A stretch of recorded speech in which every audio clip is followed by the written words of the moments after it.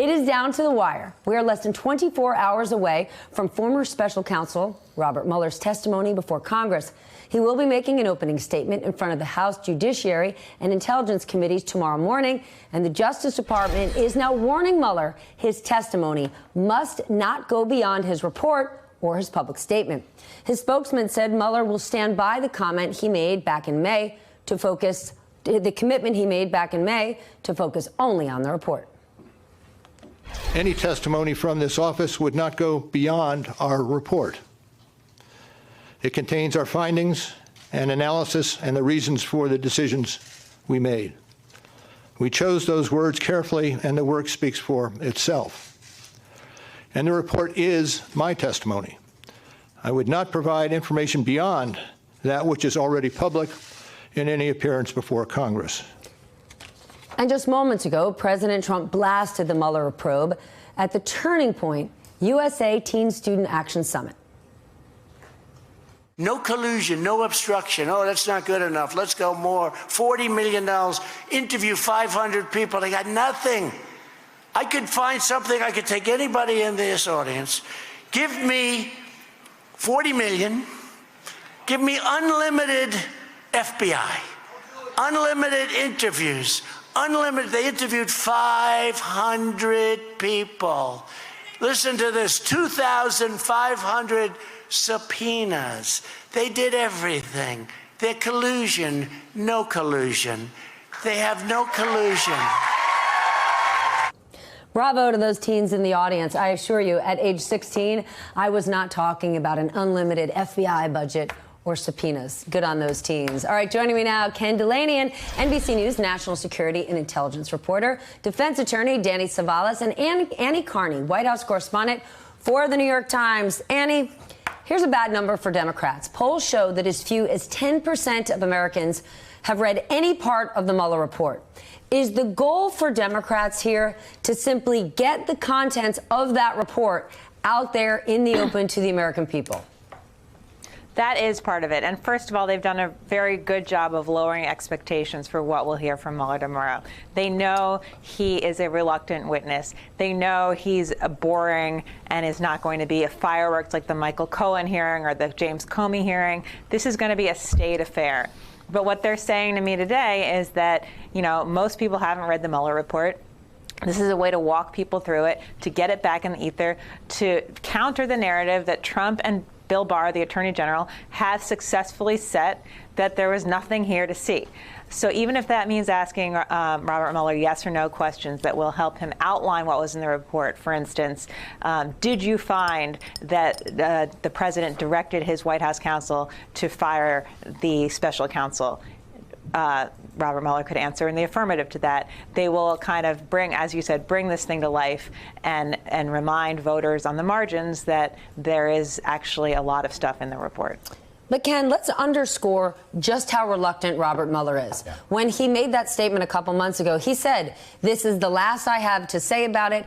Everything is in the report." The Department of Justice puts out a letter yesterday that says you can only discuss the contents of the report, no conclusions, no opinions.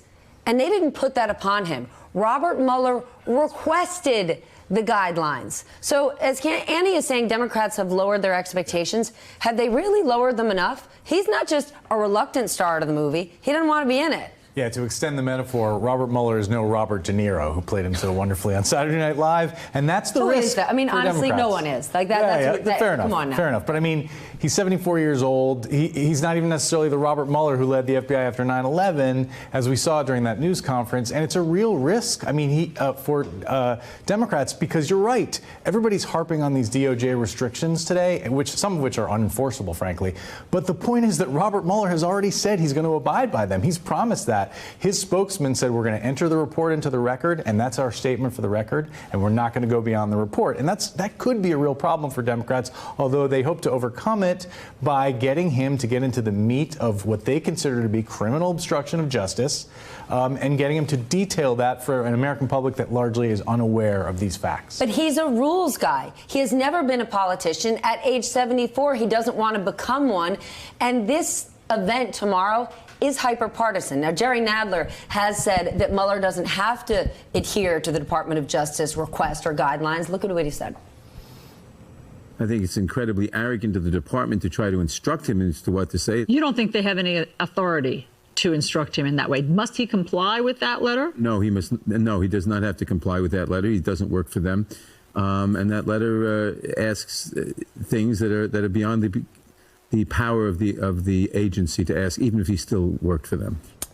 But here's the thing. How frustrating is that for Democrats when you've got an administration who doesn't adhere to things without knowing that there are consequences? Kellyanne Conway has laughed at Hatch Act violations. Steve Mnuchin is in no rush to have the the Treasury Department release the president's taxes. So for Robert Mueller to say, "What are the guidelines, sir? I'm here to comply," he's asking Bill Barr, who adheres to no guidelines. That's right. And in this case, it's clear the courts have held time and time again that once somebody in the executive branch leaves the employ of the executive branch and they're a private citizen, the only real restriction they have is they shouldn't be revealing classified information. So this letter today from the DOJ to Robert Mueller has really no legal effect whatsoever. And frankly, if you're Robert Mueller, you're thinking, look, I don't want to be testifying anyway.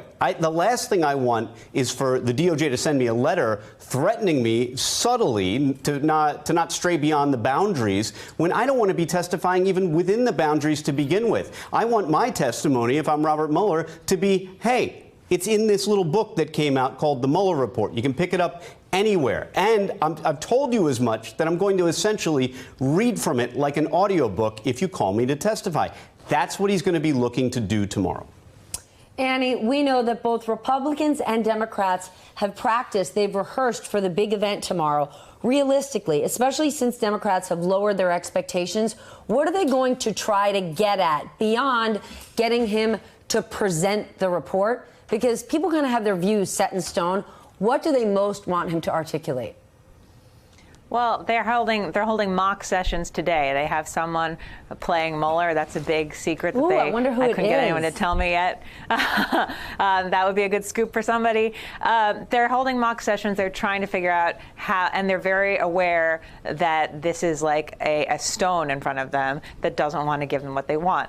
You know, ideally what they would like is a soundbite that Robert Mueller says, you know, but for DOJ protocol, I would have indicted this guy if he wasn't the sitting president of the United States. That is clearly not going to happen. But I think what they want is through a series of questions where he outlines, especially on obstruction, the acts that the report concluded that the president participated in, that there can be no clear conclusion other than he obstructed justice. I think that's what they want. And then they want the pressure on Democrats. I mean, then we'll see. Does it lead to more Democrats calling for an impeachment hearing? Or does it simply, I heard this from some Trump critics saying, the effect here will likely be just another crack in Trump's framework, another for voters tuning in across the country, for those on-the-fence voters, not part of his base, who cheer for no collusion. But those ones, those marginal voters, are they going to say, this is just too much, I don't want this for another 4 years? That's where, so the effect they expect to be on the margins here. But we'll see.